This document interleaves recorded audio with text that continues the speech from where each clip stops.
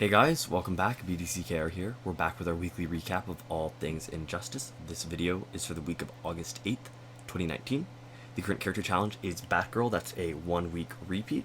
And the required characters for that are Nightwing, Joker, and Deathstroke, who you can get a bronze, silver, and bronze if you're looking at the lowest sort of tier that you can get them straight from the store, which is pretty good for any new incoming players. Right. And there still are, which is maybe a little bit surprising for a 5+ year game.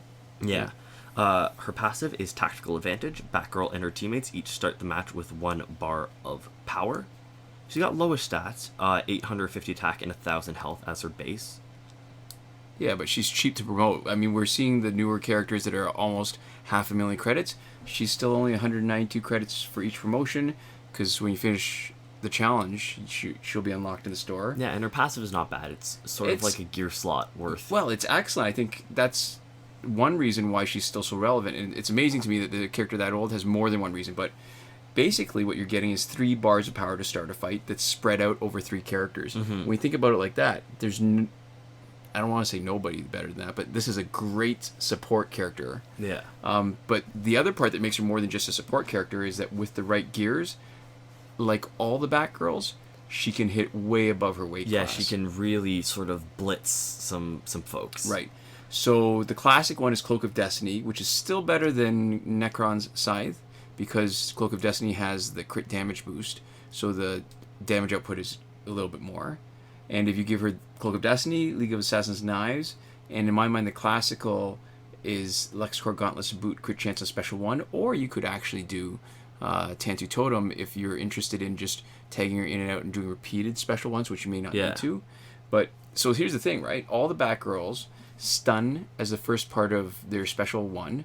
The rest of the damage, once they're stunned, because, well, as long as it's unblocked, it gets boosted by Cloak of Destiny, and League of Assassins Knives boosts special 1 damage, and splashes 50% on each of the opponents on the bench, which, on the first person she hits, is basically doubling the damage output, not all in one guy. Yeah. Again, it's like her passive, but then by the time you get to the third person, you've basically done 100% of a special to them already. Yes. When they tag it. Yeah, but in a lot of ways, it's very much that kind of splash damage, to me, feels like the same with her power. If you look at it in its totality, it's spectacular. 3 bars of power spread over 3 people, doubling her special 1 damage. Yeah. Spread over 3 people. Yeah.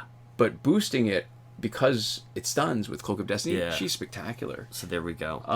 I do want to point out maybe that I don't know if you remember when she was first released.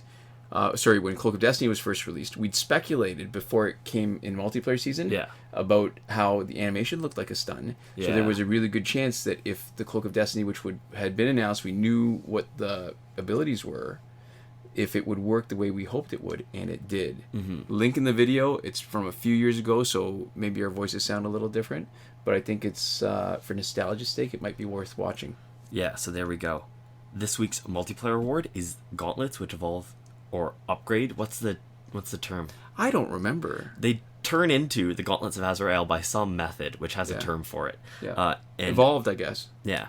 And they end up with 30% max health increase, 95% life drain chance on combo ender, and then the evolved ability, which goes up to 95% life drain chance to teammates on combo ender. Right. So this is how the way we like to call it. It's a 4.5-star gear. Yeah, it starts as 4, ends off at 5. So we call them 4.5-star gear. So there's no misunderstanding, right? People, when they name a gear, sometimes it starts off as 2, ends up as 3. How do you name it? Yeah. It's a completely defensive gear, right? So the health boost, it's nothing particularly special. The combo ender, giving you life drain, used to be unique until the overpowered super came along, which also life drains on the combo ender. So what distinguishes this from everything else is that the life drain chance for teammates is kind of unique. Yeah. Well, not kind of. It is unique. It is. Part of me always, I want to hedge my bets when I say stuff like that, because part of me thinks there's a chance I forgot something. It's the same way I forgot that LexCorp Chestplate does life drain 99% on special 2 instead of 50% with the Soul Taker Sword. So I've been using Soul Taker Sword to try to satisfy the Phantom Zone requirements until somebody pointed out. And I said, oh, damn, I forgot that. They're correct. Yes. Yeah, so the reason why this isn't a great gear, for us at least, is that we play pretty much all offense all the time. So if you're looking for healing, that always means it's sort of a slow rebuild, and that means that, you know, for any grinding thing, you're not doing well. And just for our playstyle in general, you're not doing well. Well, for our playstyle, it means we've screwed up pretty big if we're needing to heal. Yeah. So the sort of use of this is if you have one card who's going to be your healer and you're already trying to do combo enders anywhere for their passive, like Earth 2 Hawkgirl with her stun, Razgul's Scimitar, and Overpowered Super, then this isn't a bad gear to add as sort of your third. Yeah. The problem I think with combo enders is that you don't get it every time. So I hate using stuff where by itself it's not enough, and then if the thing that you want to trigger is like half the time, then it sort of messes up any kind of strategy. I mean, but it's great on cards that have extra hits on the combo ender, right? So off the top of my head, I'm thinking Raven, Deathstroke, Nightwing, Jessica Cruz, extra hits. The combo ender effect, you get it repeatedly with the extra hits on the combo ender. Yeah, and we did a video on the Gauntlets about 3 years ago. Again, link will be in the description, but the principles haven't changed very much. If you want to check that out, that probably is sort of your primer on it. Yeah. In the store, we have the Arkham Knight pack for $24.99 Canadian. It's one copy. They won't unlock in your store. It's probably a clue for next week's challenge, but we say overall that it's not worth the purchase. Right. We also have the Most Wanted pack 2 for $52.99 Canadian, and it gives you a random 3 of the following set: Rebirth Jessica Cruz, Blackest Night Martian Manhunter, Arkham Knight Batgirl, Shazam, and Teen Titans Raven. And then they say 60% other people. So yeah. What you've got is a breakdown of, remember it was about 8% of each, right? Yeah. So the last Most Wanted pack, I mean, I don't think we've actually opened this one since it was released for money. Yeah. And this is different than what it used to be when it was for power credits. Yeah, so maybe we should do... we can't really do a pack opening. Yeah, if they're not at $52.99 I was each. about to say. So I think there were 10 characters, and most of them were 8%, and then there were 2 or 3 that had a higher percentage drop rate. Yeah. What's interesting, actually, for the store this week is that there is an Arkham Knight Challenge pack with a slightly increased chance of getting him. So what it means is, you know, paying an extra 50,000 credits instead of the 150, you're paying 200 compared to the regular challenge pack. And what you're doing is you're increasing the chance of getting him from 2.86% to 6.16%. Which is not a lot.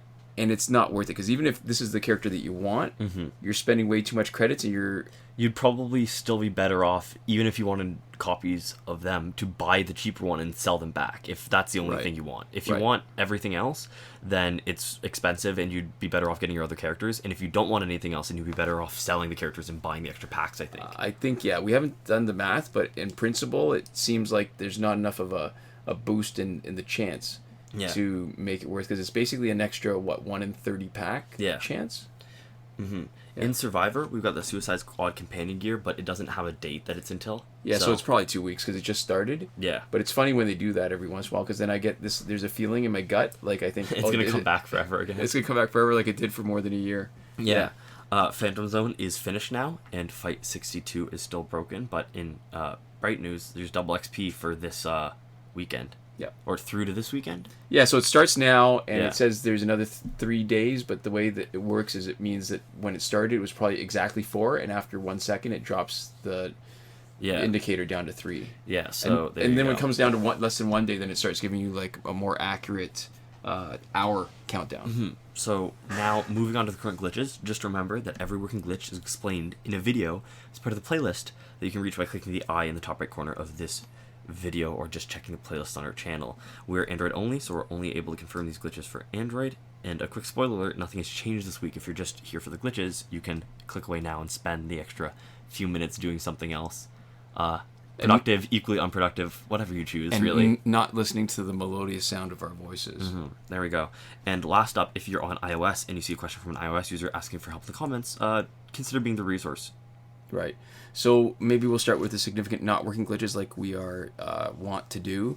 There's specifically glitches that people ask us about because they know I guess they know they've existed, or just these are things people want. And we want to point out that there is no working glitch for credits that we are willing to endorse.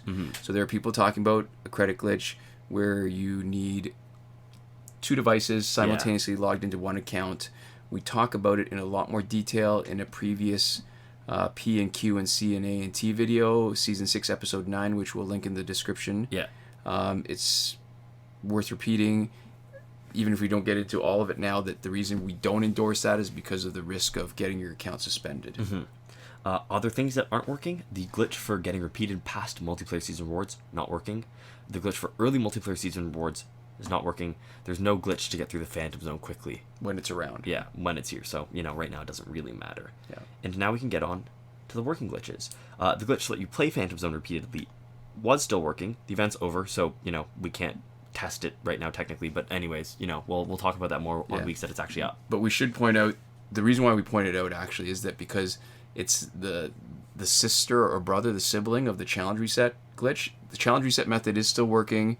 The one that requires a Google Play Cloud save. It's been confirmed on the current Batgirl challenge, but it's easy to forget that it also resets the progress or Phantom Zone. Yeah, they're basically the same glitch. Yeah, so just remember when you're doing one or the other, when they're both in session, that you're going to give up the progress on both at the same time. So, it's a great way of doubling your time efficiency if you're grinding both. That's right. Yeah. The breakthrough glitch to let you play it repeatedly is still working. We've cut and pasted into the description a comment from a viewer with a potential solution for people who are having trouble playing extra breakthroughs. We can't confirm whether this works since we're not having the same problem. Okay. Airplane mode / refund glitch is still working. Good for both packs with random drops, which are also known as loot boxes officially, and also last laugh tickets. It only works in situations, I mean, you can see from the steps that are required, it only works in situations where you can be offline doing it. So that means it does not work for us in the Phantom Zone, despite the fact that people on iOS have reported a method that works for them to re-roll the 5th crystal reward that's actually the character. Yeah, which we probably don't need to belabor. You can go to any of the past videos in the last set of months if you want to hear it in a little bit more detail. Yeah. Time shifting still works in Android for unlimited survivor play and energy recharges. As always, return your clock back to normal before you finish with the glitch. Right. Free energy also still works without having to watch the video. So I read that sentence really weird. We've been getting the button ungrayed out intermittently. Yeah, you can see that in our weekly recap because what we've been doing is using our new device more often. Yeah. And every once in a while it comes up because it seems like the old device has been locked out. And what's interesting is we haven't been able to change it, but it's device specific, and that's probably why the solution that we've cut and pasted into the description from Dragons952, who's an iOS user, their solution is a potential workaround, but we can't test it because we are not iOS. There we go. And last off, in between the not working and working glitches, we have the promotion glitch, in which you can promote characters that are still locked. It hasn't had the right conditions since update 2.14, so it's not testable, still not usable, but it has not been confirmed to fail. And so, because we care about that sort of thing, and we've kept it here for so long, it has remained sort of in a state of limbo on this video series, and we're going to keep it here for the foreseeable future. So one of the interesting things that on this particular week actually is, for all the times that the condition's not there, this week, you can see in the video that Batgirl, the challenge character, actually is in the first slot on the main page. So there's still a possibility. There's always a chance. Yeah, so there we go. And to finish up, we'd like to give a huge thank you to all the people who have supported us on Patreon. We have Console Peasant, who is supporting us at the top tier Last Word, John Oriema supporting us at the Your Message Here tier, and Sean Farrell, Daniel Simonson, Aaron Mall, and Michael DeVries, who are supporting us on the credited level, not to mention Eddie G and Chris Wolf at the Gratitude tier. Thank you so much, and thanks so much to all of you for watching. We'll see you next time. Komoda.